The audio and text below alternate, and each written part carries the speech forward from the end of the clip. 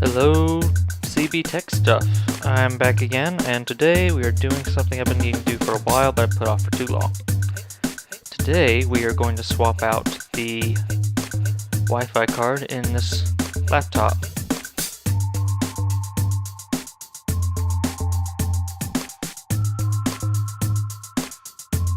Now this laptop is the Asus P550CA, or Asus Pro, with 15.6-inch screen.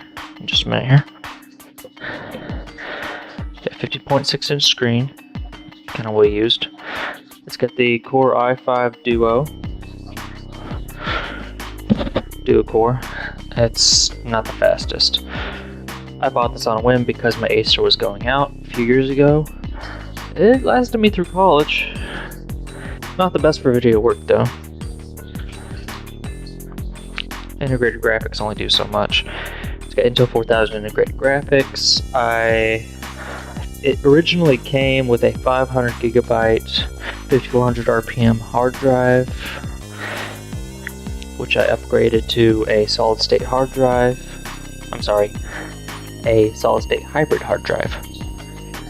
Nanotype A brand, which is like a knockoff brand of Western Digital, I think.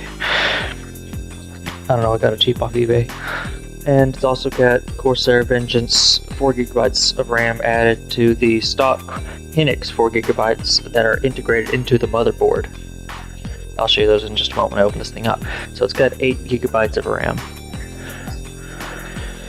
And it still works pretty good. I still use it a lot for photoshopping, mostly web surfing. It does have a built-in webcam, I never use that. So yeah. Main reason I am upgrading the Wi-Fi card I will show you in just a moment.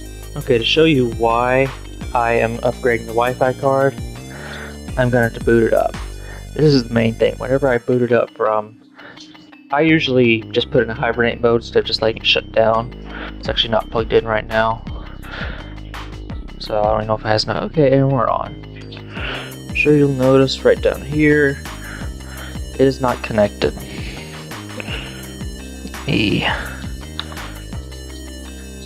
See if I can just get this stupid thing connected.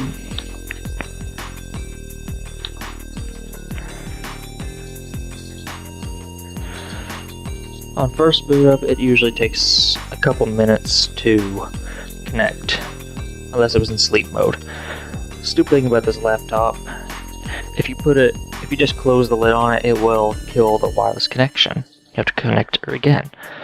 Let's see how long it takes to connect.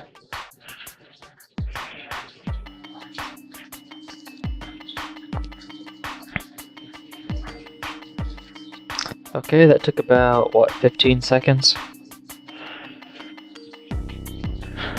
I'm going to show you all what it looks like in Device Manager. If it'll pull up. There it goes.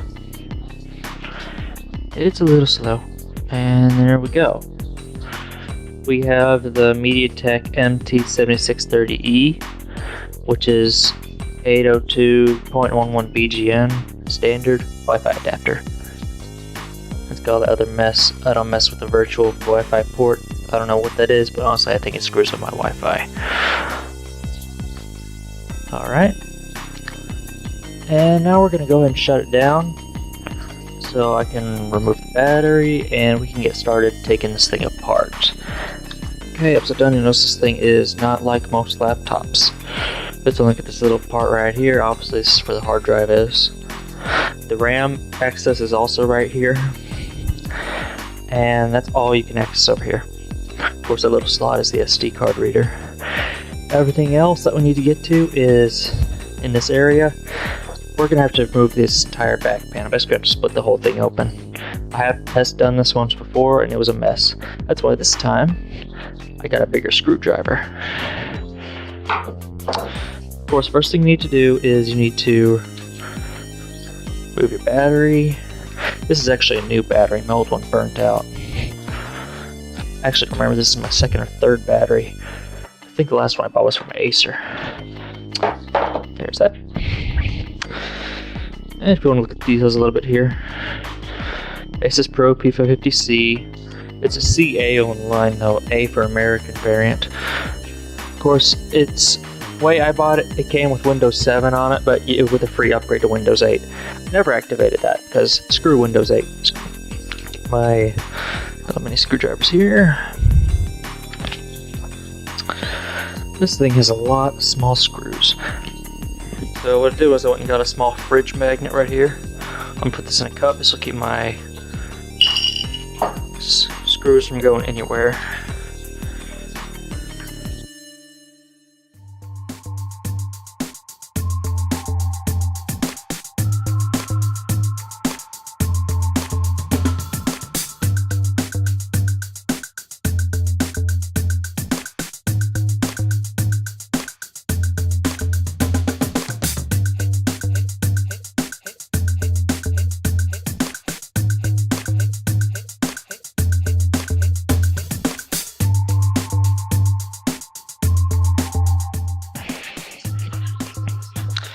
Access panel, and as I said, there's the RAM, there's the hard drive.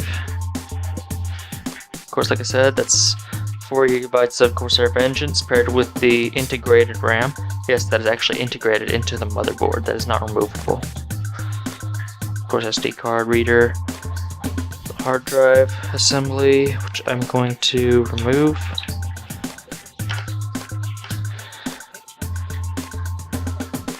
I'll show that to you.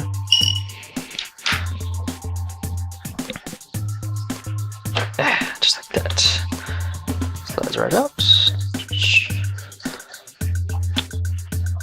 Yep, there it is.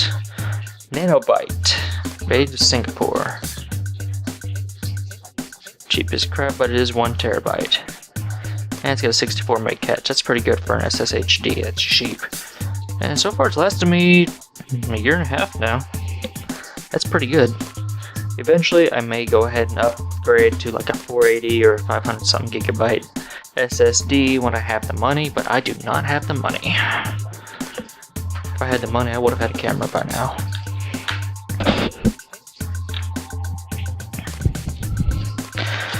Yeah, we gotta remove more screws.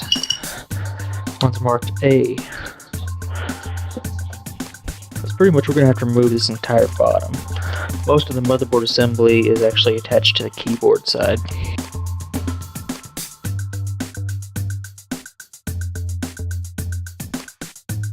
All 12 screws removed. Actually, this thing came with 15 screws, but somewhere along the way I lost 3 screws that go around the hard drive thing. I think I did that when I actually swapped out the hard drive a long time ago.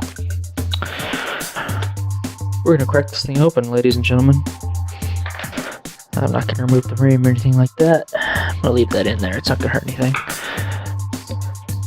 The easiest way I found was to split along the seam. You can't really see it here. This is going to be fun. I don't know how I'm going to record this.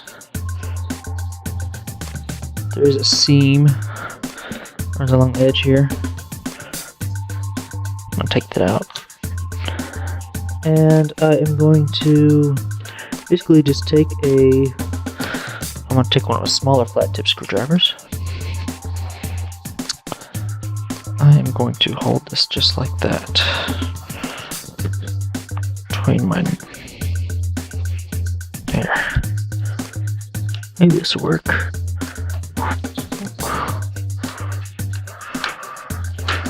There we go.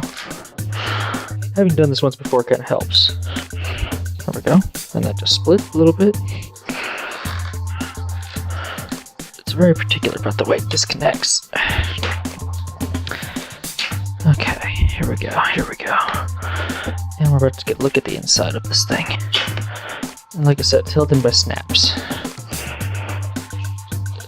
And dust and crap will come out from the screen compartment. You can see a little bit of dust actually fell out underneath. And basically what we're doing is going to lift the keyboard off.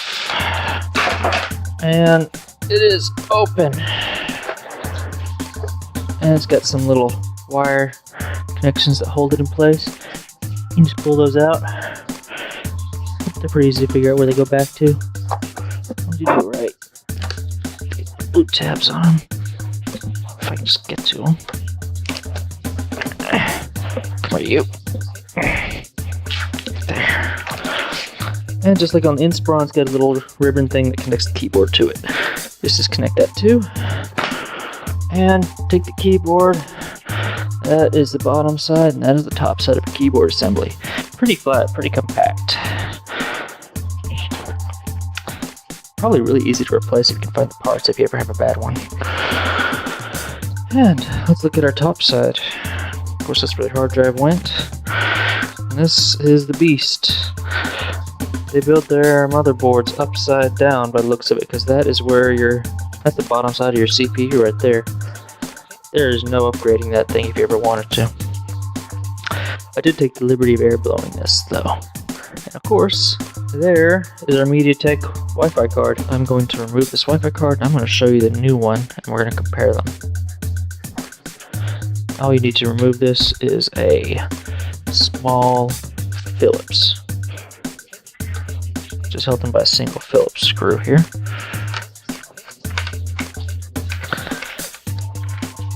And it, like most cases, it flips up. And we're going to pull it out. And remember, when you're doing Wi-Fi cards, it's also good to remember that the LAN cards, remember, black wire, above black arrow, white wire, above white arrow. And if you get 3 wires, make sure you get the right card. I had an issue with that before in another computer I tried to rebuild. That's usually for a specific type of Bluetooth. This thing is a Bluetooth Wi-Fi card, by the way. Okay. And here we have our 2 cards. This is the original card, the Mediatek 7630. It's a little piece of junk. I believe it actually says so on the back. Let's see. Yep, there it is. MT7630E Mediatek. Then we have what we're going to upgrade to. This is a very common card to upgrade to for half-mini PCIe card like these. The 76... what is it? The 7260 dual band wireless. It says it's rated up to 867 megabytes per second on AC Wi-Fi, which I do have because I have newer Suddenlink. That's what I run on my main PC. Dual band, 2.4 gig and 5 gigahertz, and it's also Bluetooth compatible. This should work as long as the driver's installed on this computer. I have seen that where that is an issue on these computers. Well, these computers go with this Wi-Fi card. So we're gonna pop this in place where the old one went, as the bag came in, and we're gonna move these wires out of the way. It actually might be a good idea to hook these up. Okay, this one does not have the arrows on it, so 1 and 2, I'm gonna guess and say black is 1, white is 2. Alright, I wanna do that screw. Always keep both your screws. I think I lost that one. Alright, I found the screw and I have the wires hooked up where I believe they go. And I'm about to screw this in. We're going to put it back together, and then we are going to test this thing. Putting this thing back together is a lot simpler than taking it apart. So, bear with me. Okay. I got it put back together. We're firing up Windows, and let's see what the result is.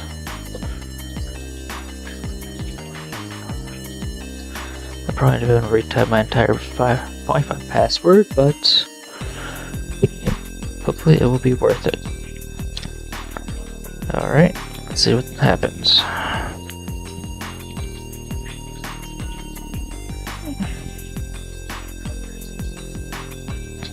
Alright. It's trying to connect. I don't expect it to connect immediately, because after all, it is a new Wi-Fi adapter. Let's hope it connects. Although if it doesn't, I can't say it won't be unexpected. I don't think my thing connected. Come on, baby, you can do it. You can do it.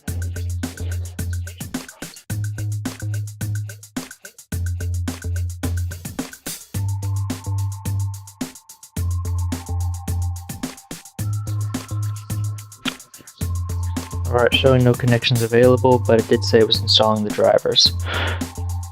There it is. It's installing the device driver software. Intel stuff is usually really good about that. Let's see what the results say.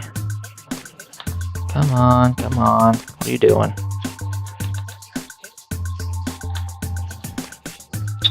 Okay, so far it's showing no driver found. It's working on it. What I'll have to do is I'll probably end up having to use... It's installing all the Bluetooth software. But what I'm probably going to have to end up doing is plugging in directly to LAN to install the driver. And that's what I'm about to do. Since I'm close to the router, I can do that. Okay, so right now I'm connected to Ethernet to my Sudlink router here. And we are going to try to find the... What we're going to do is we are going to help it find the drivers. Like I said, I expected this to possibly be an issue. So we need to go to System and Security. We're going to go to Device Manager.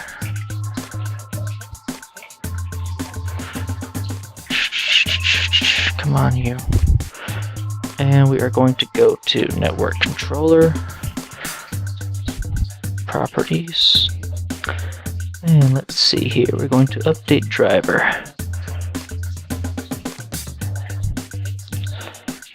Search online. Shouldn't be too hard.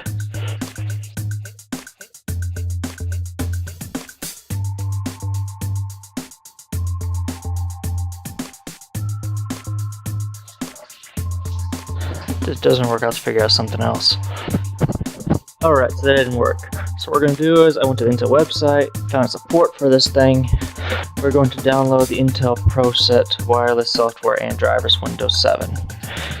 This is the latest release, 5.16.17 for Windows 7, 64 and 32-bit, which is what we need because I'm running Windows 64-bit. Gonna download that. If they'll let me. Come on, let me download, and there she goes. Okay, two options here, one for 37, one for 32, one for 64. I'm going to use 64, I agree. Let's roll. Alright. Desktop. Just gonna save that to my desktop here. Should be done downloading any moment now. Open when done. And we're gonna, let's see this thing work. Fix out of Chrome. Fix out of this mess. See if it'll work.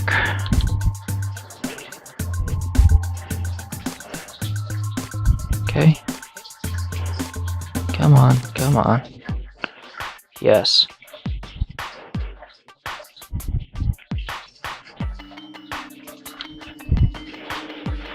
And we're gonna install this stuff.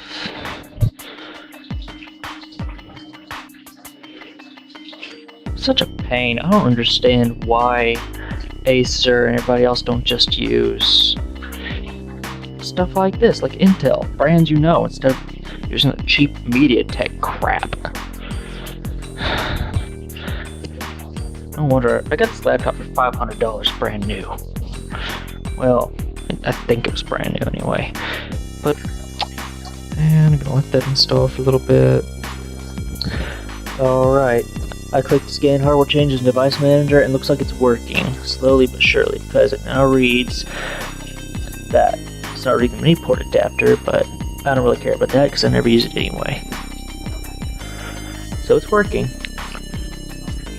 It's working. It's getting there, it's just taking a while. Installing all the drivers. What's this say here? Look at that. She's ready to use. So that's what you have to do. I'm gonna let that finish doing its thing. I think it's installing all the other Intel crap that goes with it. Successfully installed. How about that? Oh, there she goes. She's going down. And look at that. We can connect to the 5 band now. And I gotta type in my password. Give me just a moment. Alright, it took a couple of tries, I guess because network's busy, but okay, we can connect to both the 5 GHz and 2.4 GHz bands now. Wireless connection forward, just like it is on my PC. And what I'm going to do is I'm going to pull up speed test, and we're going to run a speed test on each one. Alright, here we go. 5 GHz band test. If it'll finish loading. Still loading the cache for some reason, I don't know why. It's been kind of sluggish. I guess because the cache is catching up on Chrome. You gotta love Chrome. For that, let's see here. There we go.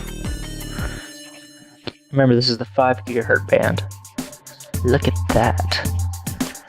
It's about right. My current internet's 50 meg. Dang. Okay, that is vastly better already.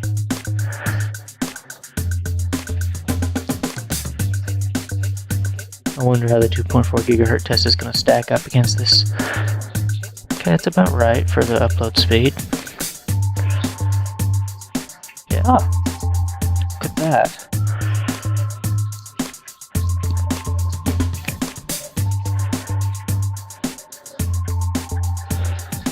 Sweet.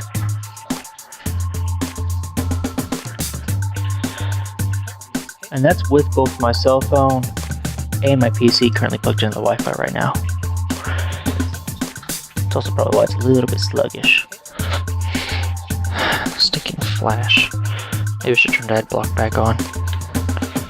Alright. Come on, come on.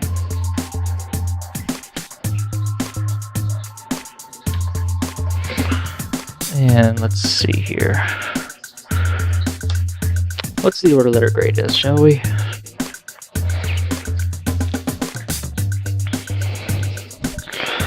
Letter grade B. It's not bad. It's not bad with the 5 GHz band.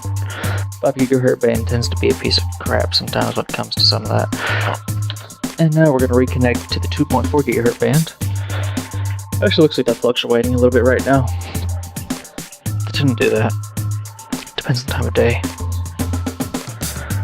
And we're going to click test again.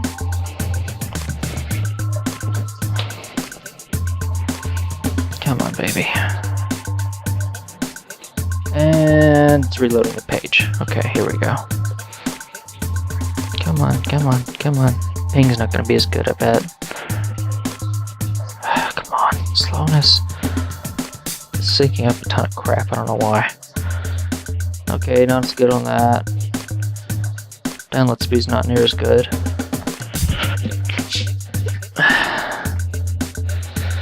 And again, everything else is connected to this band.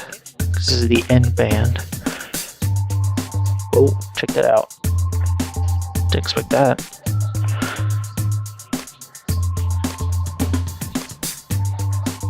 Let's see how this is gonna do. I'm curious about this. Yeah, ping is generally not as good on the N band, but yeah, this is about right. I'm impressed so far. I could not get this on the N connection. Look at that. I think that's even higher than my letter grade. We'll compare them in a second.